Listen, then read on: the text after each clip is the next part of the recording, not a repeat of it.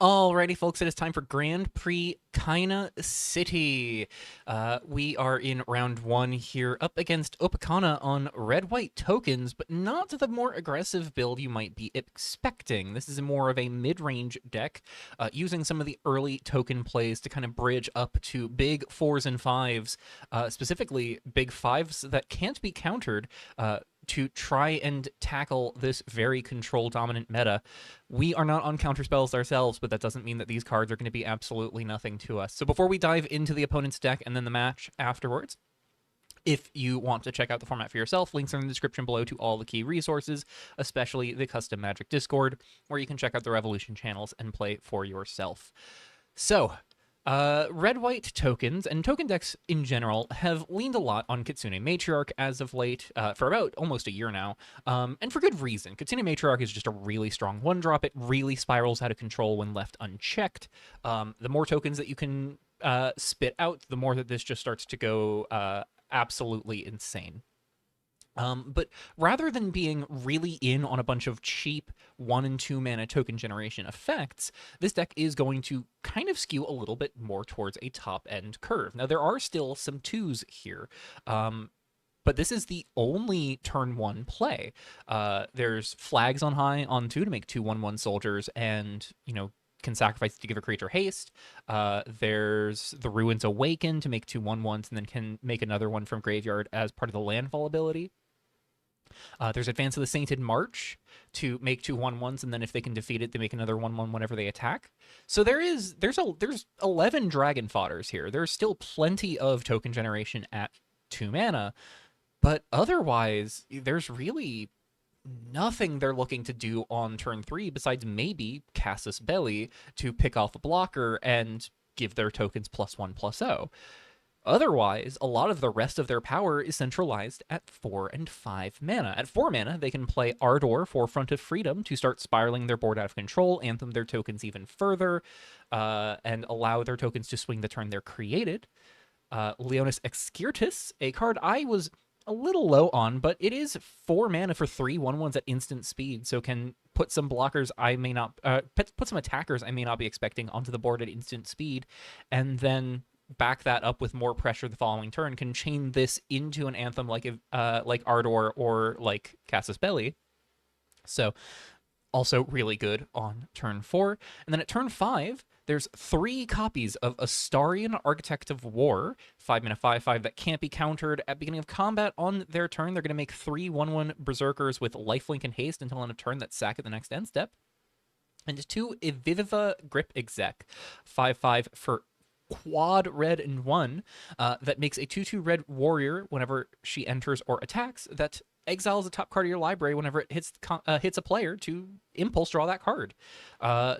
So really strong top end here, really powerful creatures sitting at the top end. We're really going to have to concentrate a lot of our removal on these top end threats and lean on our cheaper creatures to do a lot of the rumbling in combat with these tokens, to buy us time to get to our big haymaker spells. Beyond all of that, there is a little bit more cooking here. There is some interaction beyond just Casus Belli. There's a playset of Sunwrath Charm, can be used to sort of filter away unneeded cards early on, dig for additional lands, can rebuy a Kitsune Matriarch in a pinch, and can just be 2 damage to any target, gain 2 life, so they can push 2 damage to our face. They can pick off one of our 1 or 2 toughness creatures. They can combo this with a 1/1 token to kill a 3 toughness creature. So there's real value here. Sunwrath Charm can pick off things like our 3-drop, like our 3 drops are all pretty vulnerable to Sunwrath Charm. So that's a very real functionality for this here. And then 3 copies of Terminal Impact, as additional ways of both picking off things as they need to pinpoint and just shipping a bunch of damage to our face to kill us over the top. So we're going to need to lean a lot on our life gain and our early creatures to come up the board to not just get overrun, and have to lean on our Welkin Evictions to pick off their big creatures as they come up, preferably before they get to their combat triggers for things like Astarian and Ardor. This is all backed up by 24 lands. They've got 8 of each basic, no Primal Fissures, to Lacufe Observatory, so they can turn some of these creatures into additional value should they die. Something we do get to benefit from is that our removal in the main does not care about, killing creatures. We're exiling them, so we're not going to be feeding their Lackey Fae Observatory too much. 2 copies of Torrid Path, and a full playset of Wind-Beaten Stones. And that is the main. We'll talk about the sideboard after game 1, so let's jump into the match. Alrighty, we're in here for game 1. Let's get these dice rolled. 16 on my end. 14, I'll play. Definitely going to be a good sign for us. We definitely want to be getting a bit of initiative and advantage over our opponent if we can. That is 3 lands, a Root Fossil, Dawnward Minister, Laystone, Welkin Eviction. I kind of like getting to go for Laystone into like Minister or Fossil. Could do like Fossil with Conviviplex or Minister with Primal Fissure. We'll keep 7. This is definitely a good hand. Alrighty. Well, we are going to kick it off with a Laystone of Being. End step, we gain 1, make a 1/1. And we're going to hold the Primal Fissure rather than run that out turn 1 because I actually would not mind drawing a 4th land, necessarily. There's also consideration for holding the Root Fossil, not necessarily committing to it next turn for the sake of getting to go Root Fossil, Dawnward Minister, gain 2. Opponent is leading on a Lackey Fae Observatory and just passing. Interesting. Okay. So no Kitsune Matriarch. That is major problem dodged here. We draw the 1 of Forest. Little awkward. But this does mean we can now go for Dawnward Minister here, and then turn 3, if we need to, we can play Forest untapped for the Root Fossil. So let's go ahead and run out Primal Fissure, crack it, go find one of our planes, and commit to a Dawnward Minister. You will draw a card, find another Minister, so we can go Minister Root Fossil now next turn. And we will go to combat, chip in for 1. You'll pass, gain 1 life. And yeah, Laystone of Being is just going to be really nice for buying us some real time against this token deck. No turn 1 play. They only have the 1 drop, so not the worst thing in the world for them. Their deck is not built to necessarily have turn 1 plays reliably, but we're probably going to see a 2-mana make 2 1/1s here. Yep, Ruins Awaken comes down, so they make 2 white golems. Alrighty. Well, we will untap and draw Survivors of the New World. Makes me think I'd like to go for cracking Root Fossil here. We will go ahead and play out the 1 of Forest, run out the Root Fossil, and I think we're just going to hang out for now. We'll wait to commit to anything, wait to see where everything goes. We could have played the stack Conviplex followed by Dawnward Minister to get us to guarantee the Survivors of the New World next turn, but I think the potential for ramp here is just too valuable to try and push the mana advantage, especially since we're developing a non-plane, so that's 1 turn off of Welkin Eviction progress. If I see a Laystone of Being or a Welkin Eviction on the top of my library, I may surveil it with the Root Fossil for the sake of speeding up Welkin Eviction. Currently costs 5.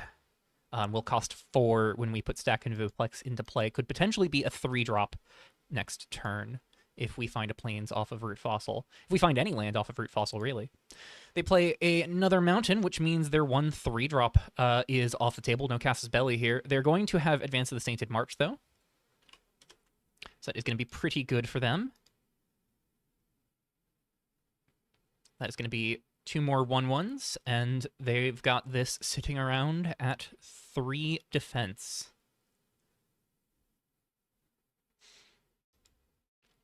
They could burn a Terminal Impact here just to clear one of the 1/1s to chip in for 1 damage at Advance of the Sainted March. I'm not sure if that would be the most advisable use, but they're almost certainly going to be using the Golems here to just sort of check the advance progress. So they're swinging 2. At 1, okay, both at those. Yeah, I'm just going to trade my board for theirs.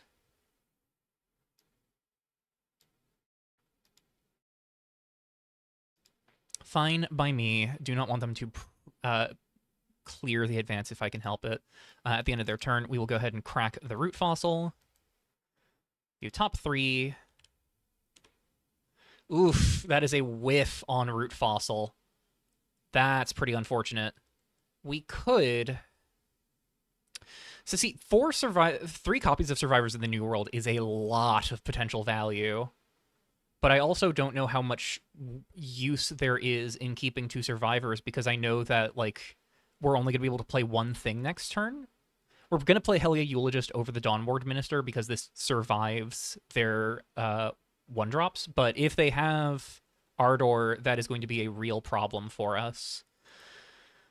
I think we need to arrange it like so, though. Yeah, so there's the punish for us not going for the stack and Viviplex here. We are not going to be hitting our 5th land anytime soon. I think we're going to put 1 Survivors in the bin and just call it there. We don't need a 3rd Survivors in the New World necessarily. So this Helya Eulogist will clear the Survivors on top.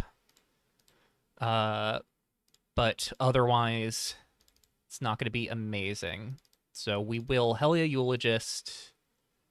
draw a card, draw that Survivors, stack Conviviplex here, and pass gain 1. So still live to draw more lands here. We'll keep Graveyard popped out because Root Fossil, once we hit 7 cards in Graveyard, is going to matter. 1, 2, 3 planes. Eviction costs 4. If we hit another land drop, it'll cost 3. That is the 3rd mountain. So this could be Ardor here. If they play Ardor, swing the new token plus the Berserkers at Advance of the Sainted March. I am just going to let it all through and not risk. There's no risk to Helya Eulogist blocking. If they try to split damage between Advance and my face, I will block whatever is going towards Advance. If they try to just push damage towards my face, I will block. So, you know, there's going to be value in having this blocker one way or another. They're going to go in on just swinging in at Advance of the Sainted March. Interesting. So we're going to get to soak up 1 damage, and they're going to get 1 damage on the advance, but that means that they're not necessarily dealing with the Eulogist by any measure. And of course, the nice thing about Advance of the Sainted March is they're not pressuring my life total here. So what could they have? They could have a Sunwrath Charm to clear their Advance of the Sainted March here. They're paying 2. That's could be Sunwrath Charm. Are they clearing Eulogist or clearing Advance? That is the Sunwrath Charm. They're going to kill the Eulogist. All right, that is 1 more card towards Root Fossil. All right, so that also means Sainted March not online. That is very meaningful. We will untap, we will draw. That is a Lackey Fae Observatory going to be tapped, but that is 4th Plains. Benefited for binning the Survivors of the New World there. We're going to play that tapped and run out Survivors number 1. We're going to make 2 token copies. Set annotation on these to token. We're just going to go ahead and stretch those out a little bit here. And pass and gain 1. And Laystar being really putting in some work here, even just beyond having the early blocker. This is going to keep gaining us life. We're just going to keep ticking further and further up there. And the opponent could, you know, have a Casus Belli, could have Terminal Impact, pick off these Survivors. But every time they spend mana to do that rather than something else, we do not really necessarily suffer for it. They could have a Astarion here. They're playing and shocking in Windbeaten Stones. Makes me think they've got a 5-drop. Eviviva would be the preference, I think, compared to Astarion. It is Eviviva. Perfect. Yeah, so that's going to be great for us with Welcome Eviction here. We can go Eviction, Dawnward Minister next turn. They get to the Eviviva. We could get to... They're going to swing in the Berserker. Offer up the trade. That means we get to pop Survivors, and we're going to do so blocking with the token rather than the non-token. So this dies. We get the trigger. We're going to do reveal top. We're going to do topple library. Top cards on stack until type creature. We find an Eltanon. That is huge. That is a check to all of their tokens if they spiral too far wide. That is a way to remove Advance of the Sainted March. Eviviva obviously not going to necessarily be removed by that, but that's fine. That's what Welcome Eviction is for. So we're going to untap here, draw another Helya Eulogist. I think I'm in on Dawnward Minister over the Eulogist because I just get to double spell here. So just double checking. 1, 2, 3, 4. This costs 4 less. This costs 3. So we're going to go ahead and pay 1, 2, 3 for Welkin Eviction. And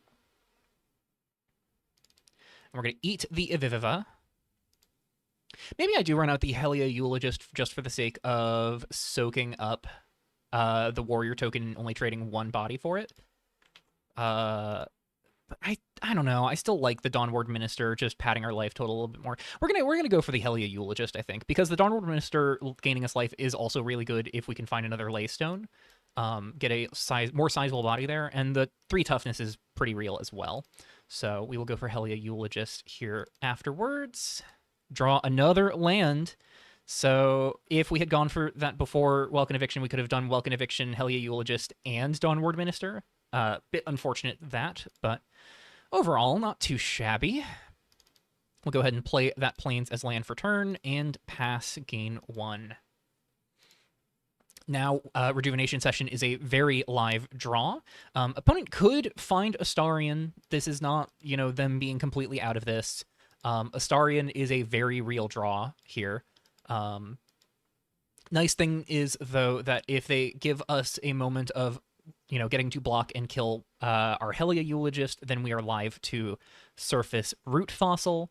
That can be a much more meaningful blocker in a lot of contexts. Very awkward in the face of Eltanon, that being said, but can still be something. They're going to pay 2 red here, so that is going to be, Flags on High. This may allow them to pop this swing 3 damage with the Warrior token, so they could trade with Helia Eulogist rather than a Survivors. They may be going for Wind-Beaten Stones, allowing them to finally cast Casus Belli here. Casus Belli, the thing that's interesting here is Casus Belli wants to pick off the Eulogist so that way they can 2-for-1 with the Warrior token, but if they get that 2-for-1, oh, they're just paying 2 mana. Interesting. They're gonna crack Flags on High, buff the Warrior token. So they're probably going to kill Eulogist rather than Survivors, but that means we are clear to surface our Root Fossil here.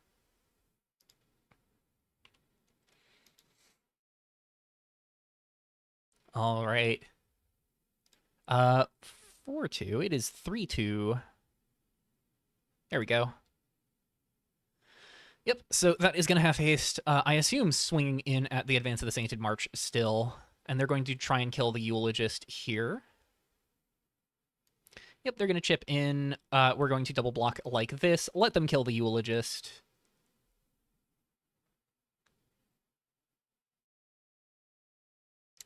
We'll see which one they want to kill. And looking at chat, looking to see if they draw an arrow to what they're killing. Waiting for an indication on what's dying here. They'll make sure the Eulogist dies. Got it. Fine by me. Warrior token down as well. Very happy to trade this for that token here. And now we're stuck with 1/1s versus 1/1s, but mine are more meaningful than theirs. Main 2, do they have another land? Or are they now out of gas on that front? I feel like Astarion would have come down by now if they'd had one, so that is pretty comfy for me. We could go for Survivors plus Dawnward Minister next turn rather than surfacing the Root Fossil, but now the Root Fossil is live at a bare minimum, so that will be an option as well.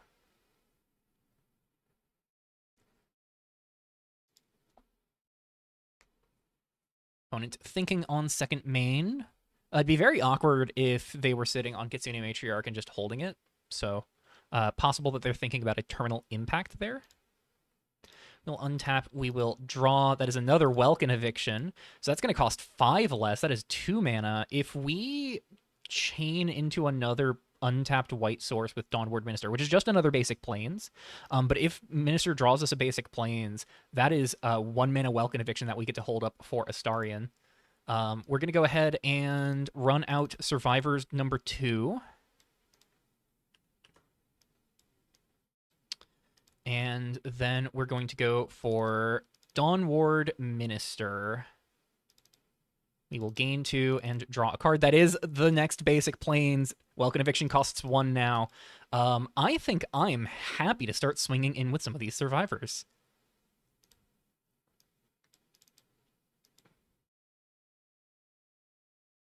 They're going to take 2, and we'll pass.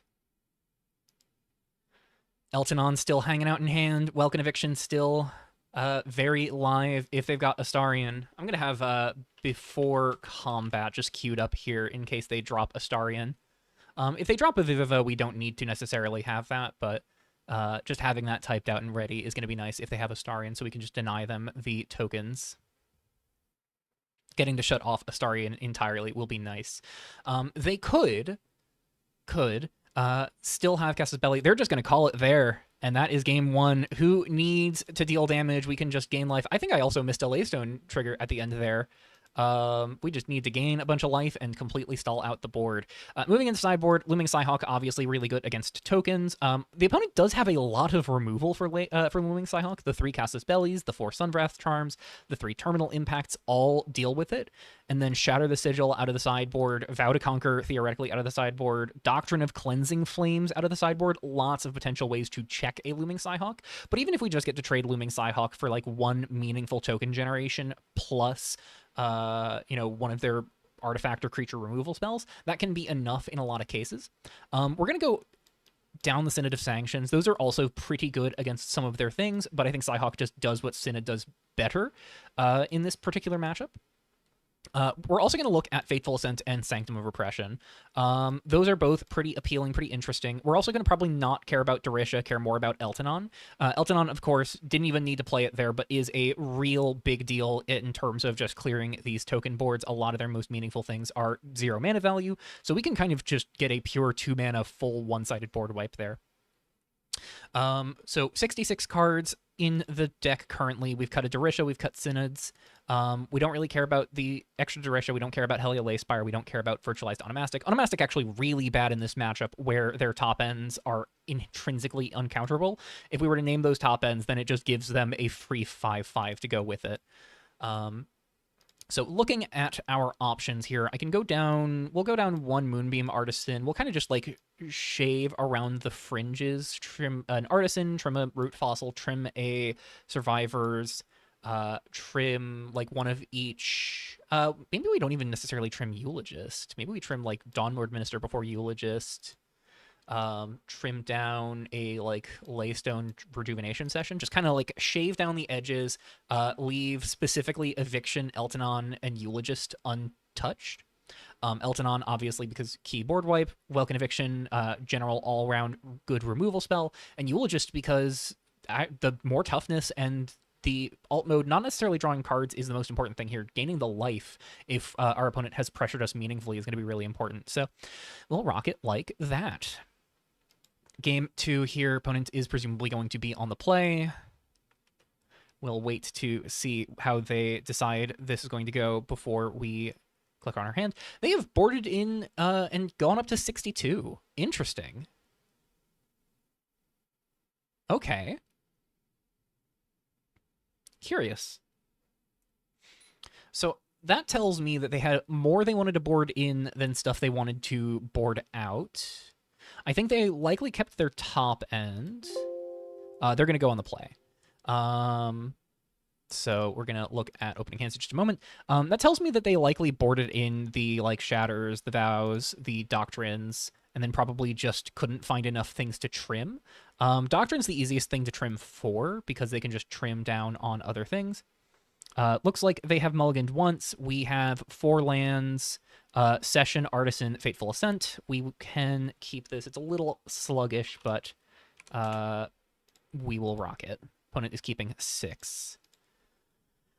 Alrighty. Session is going to be pretty good here when we get to it. Otherwise, we're leaning on Artisan plus Fateful Ascent. They are going to be able to take the board much more aggressively in the early turns here, though. Artisan probably going to be grabbing a Root Fossil rather than a Laystone.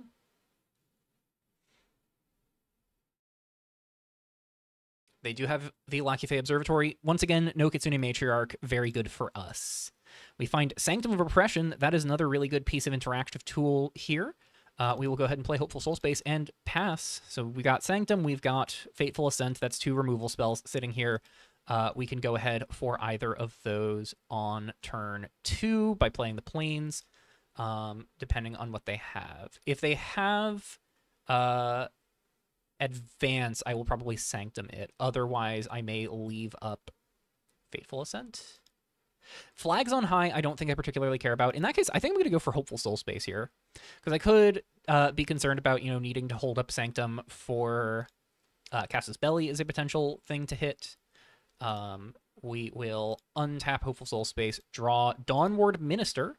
Not too shabby. We'll save that for when we can double spell. And just play another Hopeful Soul Space pass.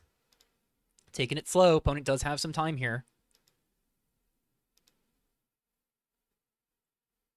But Moonbeam Artisan is going to be pretty real here. The lifelink does pad our life total a lot, and it replaces itself, so I'm not heartbroken to trade it off. They have the Plains. Worst case scenario is this gets hit by a Sunwrath Charm.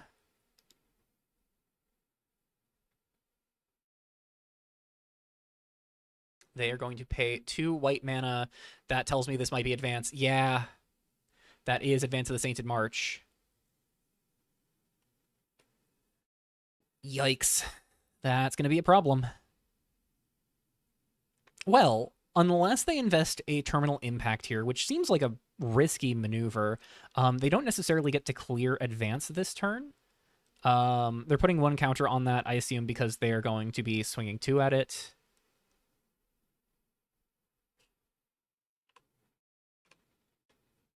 Yeah, so either they're going to burn Terminal Impact here to get Advance online next turn. Looks like that's going to be a no, but that just means that we don't necessarily need to rush to Sanctum of Repression it, because it's not going to be online for their next combat unless they want to advance next, unless they want to impact next turn, or Sunwrath Charm it. We'll untap. We will draw a Lacufe Observatory. Looks pretty nice here. We'll go ahead and play it untapped, and Moonbeam Artisan. View our library. Definitely do not need the Warpway Rings here. We've got 2 more lands to play on subsequent turns, so we're kind of comfy there. We could still get grab the Root Fossil. We could just develop Laystone of Being next turn. All kind of interesting options here. I think I do like grabbing the Root Fossil, so we're going to go ahead and get that. And we'll pass. So 3-2 lifelink, not nothing.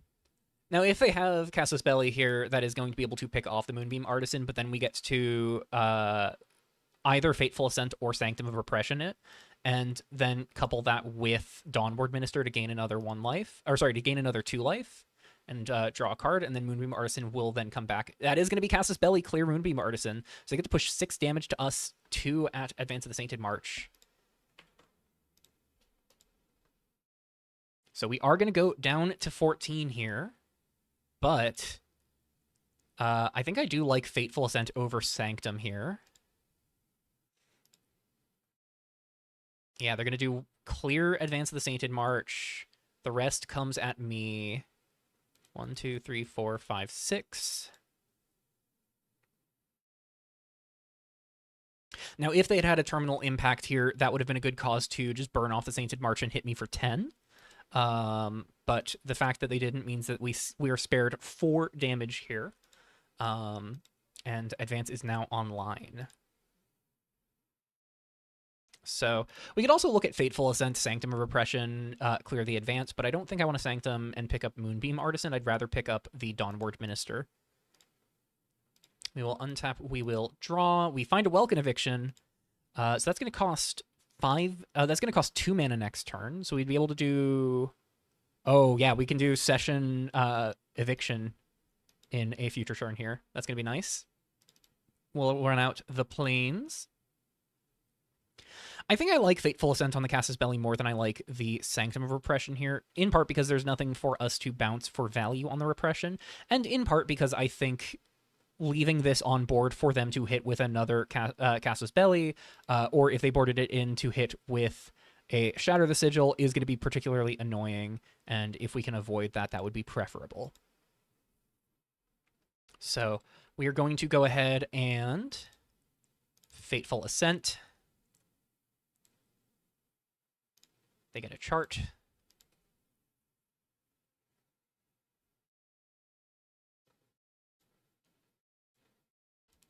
We're going to go find a Laystone here.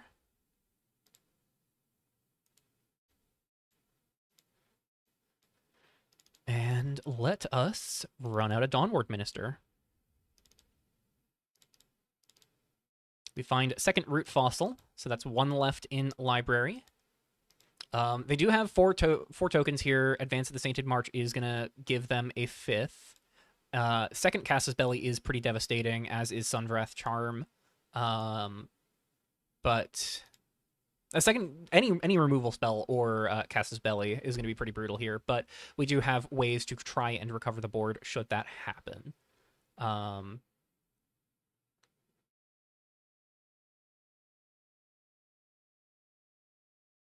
That is going to be 2 mana Sunwrath Charm, 3 mana. Uh-oh. Oh, no. Oof. Oh. Yeah, that is going to be Moonbeam Artisan back out of play. We can trade Dawnward Minister to only take 8, but that is a real beating here.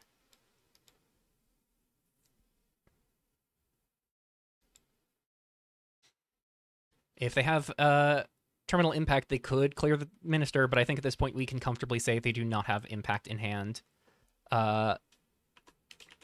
I'll trade Minister with the new one.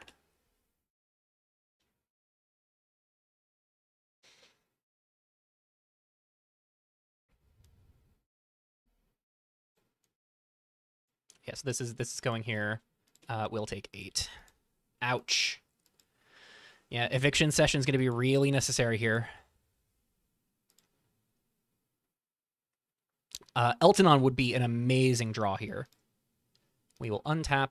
We will draw. No such luck. Well, we can go... I think we just go Eviction, evict the Casus Belli, and then Session gain 7. I think we just need to go for that, because if they have the third Casus Belli, or actually, if they have any enchantment removal, they get to get back the Casus Belli then. And that's just really devastating for us. But Session plus Eviction gains us 7, buys us more time, gets the second Laystone off of Moonbeam Artisan, and can potentially just, give us room to find words. Why am I blanking on my words? Give us time to find Eltonon, because Eltonon's going to turn the tide really quickly here. So Hopeful Soul Space is going to put us to 5 overall. We could cycle the Laystone of Being, but there's really no reason. We will go ahead and fire off the Welkin Eviction here. Eat Casus Belli.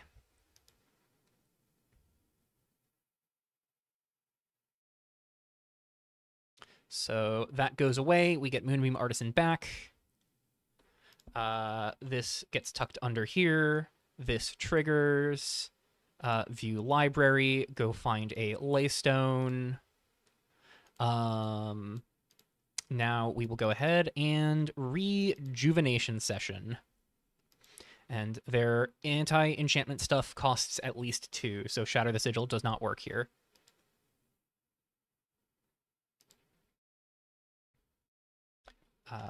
Assuming I'm good, yeah?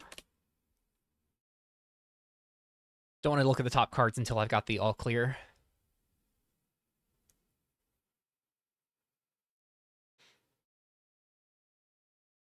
Alrighty, that's a yep. View top 7. I think we'll just pitch a Root Fossil to hand size here.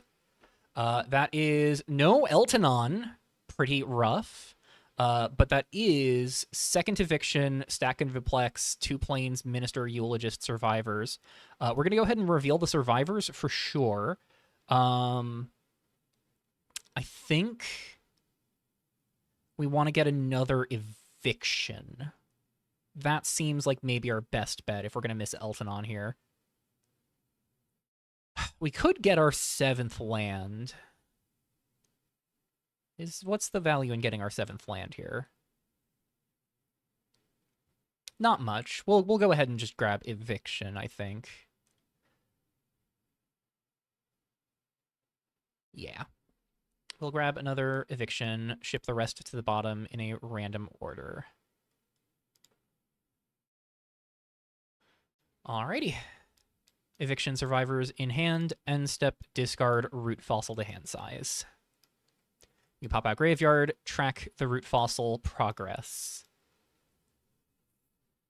So now if they swing in, we get to block one of them, trade, taking 4 but gaining 3. So we go down 1, but they don't lose progress on board to do so.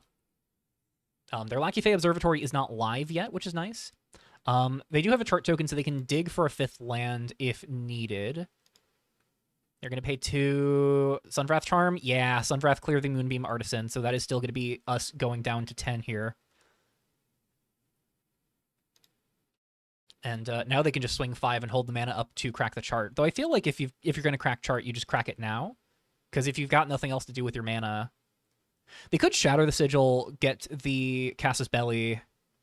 Oh no, they're going to Flags on High. They just want the damage. All right. That sounds good enough to me.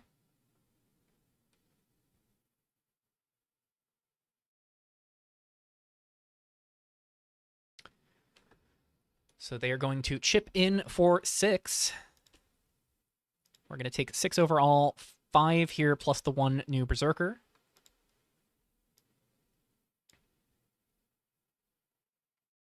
And they pass. 4 lands here. They're probably sitting on a 5-drop of some fashion. Could also be sitting on an Ardor and just trying to clear the board. We're going to draw for turn. Find the Eltanon finally. Well... Okay, then. I think I want to save Eltanon. Like, the greedy part of my mind wants to save the Eltanon for if and after they fire off removal on Welkin Eviction, because then we get to deny the Casus Belli as well. But I think we do just need to be responsible with Eltanon here, which I think is going to mean we're going to fire off Eltanon X's 2, clear these tokens, clear the chart, clear the Advance of the Sainted March, and then run out Laystone of Being, holding up Welkin Eviction. So, Plains, X equals 2. So all of these gone, chart token gone, so there is their potential 5th land drop banished. And Welkin Eviction sits pretty.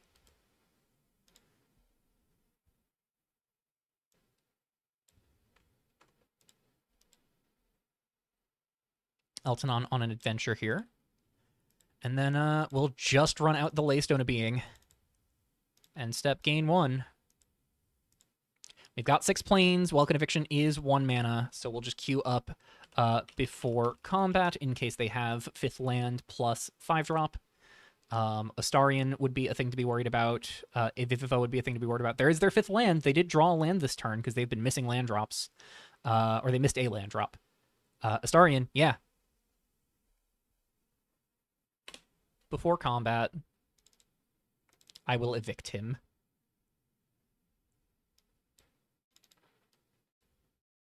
That's going to be concession from the opponent, and we recovered the board against red-white tokens. That is a clean 2-0 for green-white Eviction here. The power of Welkin Eviction Rejuvenation Session just completely stalling out the game. We ended there at 9 life, where we would have been at 2 otherwise. Astarion would have represented lethal if not for Rejuvenation Session. Finding the other Welkin Eviction and gaining a 7 life. So well played to our opponent. Very sweet deck. I think they'll do really well against some of the blue decks in the field, but our deck is very much inclined to gum up the board against these aggro decks and mid-range decks like this. And clearly, the theory works out. So we'll see how the matches continue onward into round 2. Until then, hope you all have enjoyed this. If you want to check out the format once again, there is links in the description below to all the usual resources. And until round 2, I'll see you all in the Revolution chat. Bye-bye!